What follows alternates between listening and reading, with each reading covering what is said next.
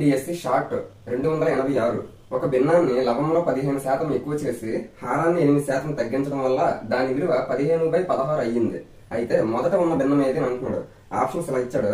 First ఉన్న భిన్నం అడిగాడు కాబట్టి ఫస్ట్ ఉన్న భిన్నాన్ని మనం x/y అని అనుకుంటే మనకేమన్నాడు, లవం న్యూమరేటర్ 15% ఇంక్రీజ్ చేశాడు, ఎక్కువ చేశాడు అన్నాడు. కాబట్టి ఏంటిదని అర్థం, 15/100 అంటే ప్రతి 100% లో 15% పెంచాడు అని అంటున్నాడు. బై ఇప్పుడు లవం అంటే హారం డినామినేటర్ 8% డిక్రీజ్ తగ్గించడం అన్నాడు. కాబట్టి ప్రతి 100 లో 92 మాత్రమే తీసుకున్నాడు, ఎందుకు 8% తగ్గించాడు. కాబట్టి ఇప్పుడు దీని వాల్యూ అంటే ఈ విధంగా మార్పు చేసిన తర్వాత దాని వాల్యూ ఎంత వచ్చింది అంటున్నాడు, 15/16 వచ్చింది అంటున్నాడు. ఇప్పుడు దీని ప్రకారం మనం సింప్లిఫికేషన్ చేస్తే మనకు కావాల్సినటువంటి x/y తాలూకు వాల్యూ వస్తుంది. 100 క్యాన్సిల్.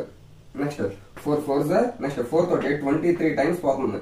నెక్స్ట్ 23 తోటి 23 1s 23 5s నెక్స్ట్ 5 తోటి 15 పోతుంది. 5 1s 5 3s అంటే ఓవరాల్ ఇటువైపు అన్ని క్యాన్సిల్ అయిపోయాయి. అటువైపు ఏమీ x/y = 3/4. ఇది మనకి మొదటగా ఉండేటటువంటి ఫ్రాక్షన్ గా చెప్పుకోవచ్చు. Option 1 is the correct answer. Thank you.